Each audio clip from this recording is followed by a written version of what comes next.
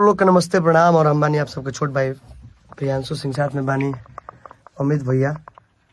और अमित भैया को हमारे पावर स्टार के आर्मी जितने भी हैं सब लोग बहुत प्यार करते हैं, पावर स्टार आर्मी। और साथ में सरगम आकाश भैया हैं और मेन भैया बताएंगे गाना मेन इधर है। नहीं, गाना में हम सब मिलके बहुत दिल से मेहनत किए हैं और एक कलाकार मेहनत करता है, आप लोग पसंद करते हैं तो दिल चौड़ा होता है।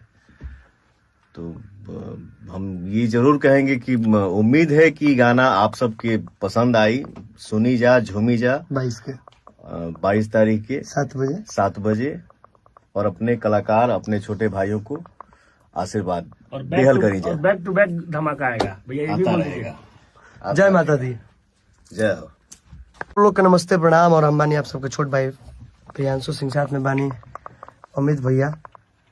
और अमित भैया को